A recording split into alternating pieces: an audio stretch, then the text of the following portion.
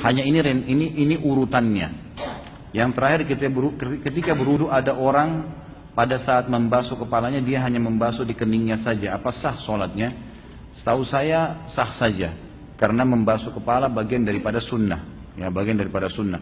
Yang merupakan rukun wudu itu adalah wajah dan tangan sampai siku. Sebagaimana kalau kita tayammum, ya.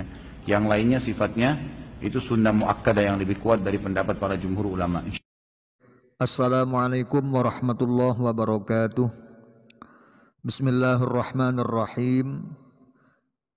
Berikut ini saya akan meluruskan keterangan Ustadz yang ada di YouTube, di mana keterangannya terkait wudhu sangat menyesatkan.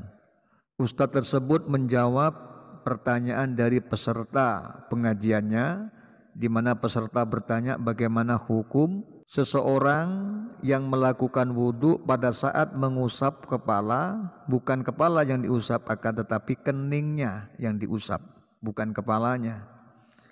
Ustadz tersebut menjawab hukum wudhunya sah, karena mengusap sebagian kepala itu bukan perkara yang wajib, akan tetapi itu adalah perkara yang sunat. Itu jawaban dari Ustadz. Jawaban tersebut menurut saya sangat menyesatkan, karena tidak ditemukan yang mengatakan bahwa mengusap kepala tersebut hukumnya sunat. Semua ulama mengatakan wajib. Pun saya bacakan ibarat dari kitab Mawahibul Jalil Syarah Mukhtasar Khalil. Wa qala lan dawuh sapa Ibnu Rusdin, Imam Ibnu Rusd, andawaken inna faraidul wudu'i ing setuhune pira-pira fardhone wudu iku ala salasati aksamin netepi ngatasi telu pira-pira dum-duman. Kismun utawi kang sak duman kang sak bagian iku mujma'un din mufakati ulama opo alaihi ing ngatasi kismun. Wa ya utawi kismun iku al-a'dha'u pira-pira anggauta al-arba'atu kang papat. Wa kismun utawi sak bagian kang wene iku utufika din mufakati ulama opo alaihi ing ngatasi kismun fil madhabi ing dalem madhab. Wa utawi kismun utufiku alaihi fil madhab iku an-niyatu niyat wal ma'ulan banyu al mutlaqu kang mutlak. Wa kismun utawi sak bagian kang wene iku ukhtulifa din sulayani ulama opo fihi ing dalem kismun din sulayani fil madhab ing dalem madhab. Wa utawi kismun ukhtulifa fi iku al fauru cepet-cepet wa tartibulan tartib. Pun Imam Ibnu Rus berkata, sesungguhnya fardunya wudhu itu ada 3 macam.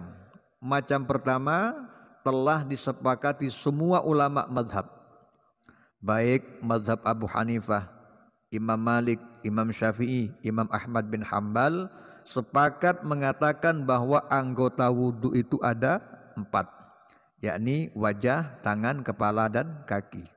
Nah, apabila kepala tidak diusap, maka ulama sepakat bahwa wudhunya tidak sah. Semua madhab mengatakan tidak sah. Ini Ustadz yang ada di YouTube mengatakan bahwa mengusap kepala itu adalah sunat, sehingga apabila wudhu tidak mengusap kepala, akan tetapi yang diusap adalah keningnya, hukumnya adalah sah. Itu adalah keterangan ngawur. Keterangan tersebut adalah menyesatkan. Kenapa? Karena anggota wudhu yang dimufakati ulama dalam semua madhab adalah anggota 4, yakni wajah, kedua tangan, kepala, dan kaki. Sesuai dengan firman Allah, ya ayyuhalladzina amanu idza kumtum ilas sholati faghsilu wujuhakum wa aydiyakum ilal marafiqi wamsahu biru'usikum wa arjulakum ilal ka'bain. Hai orang-orang yang beriman, jika kalian hendak melakukan solat maka basuhlah wajah kalian, basuhlah kedua tangan kalian beserta kedua sikunya, dan usaplah kepala kalian, dan basuhlah kaki-kaki kalian ilal ka'baini beserta kedua mata kakinya. Ini Al-Quran sudah jelas-jelas mengatakan bahwa anggota wudhu tersebut ada 4 anggota, yakni wajah, kedua tangan, kepala dan kaki. Itu ulama telah sepakat semua madhab. Wa qismun utufiqu alaihi fil madhab wa wan niyatu wal ma'ul mutlaqu. Kemudian bagian yang kedua disepakati hanya dalam satu madhab, bukan semua madhab, cuma dalam satu madhab saja yang mufakat, yaitu niat dan menggunakan air mutlak.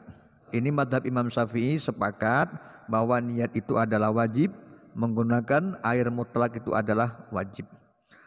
Kenapa dikatakan disepakati hanya dalam satu madhab? Sebab di dalam madhab lain seperti Imam Abu Hanifah itu mengatakan bahwa niat itu bukan rukun, akan tetapi niat itu hanya sekedar menyempurnakan, sehingga apabila ada orang wudu tanpa melakukan niat, maka menurut versi madhab Abu Hanifah wudunya tetap sah, akan tetapi tidak sempurna. Kemudian air mutlak pun juga begitu. Ada yang mengatakan air yang mustakmal itu masih bisa digunakan untuk menghilangkan hadas. Adapun bagian yang ketiga masih diperselisihkan ulama dalam lingkup madhab. Jadi dalam satu madhab ada yang mengatakan bahwa faur atau segera itu hukumnya wajib. Segera itu maksudnya adalah antara anggota yang satu dengan yang kedua tidak boleh ada jedah lama. Kemudian tartib ini masih diperselisihkan ulama. Ada yang mengatakan wudu itu tidak wajib tartib, karena di dalam ayat ya ayyuhalladzina amanu idza qumtum ilas sholati faghsilu wujuhakum wa aydiyakum ilal marafiqi wamsahu biru'usikum wa arjulakum ilal ka'bain. Di dalam ayat tersebut tidak menggunakan huruf atop summah atau fa, akan tetapi menggunakan huruf atop waw yang faedahnya adalah limutlaqil jam'i, yang penting kumpul, tidak harus tartib, sebagaimana pendapat daripada kalangan madhab Hanafi mengatakan tidak wajib tartib. Jadi kesimpulannya terkait masalah mengusap kepala, tidak satu pun ada ulama yang mengatakan bahwa itu hukumnya sunat. Semua mengatakan wajib, karena itu termasuk mujma' alaih.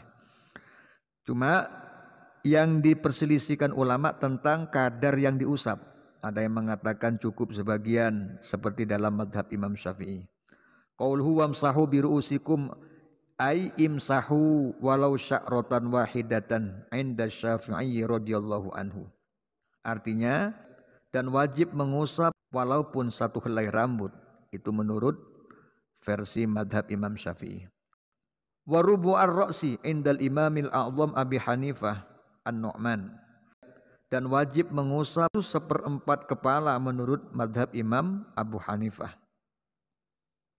Wa ala kulli ra'si inda Malikin lil ihtiyat, dan wajib mengusap seluruh kepala menurut Imam Malik karena berdasarkan ihtiyat, berhati-hati.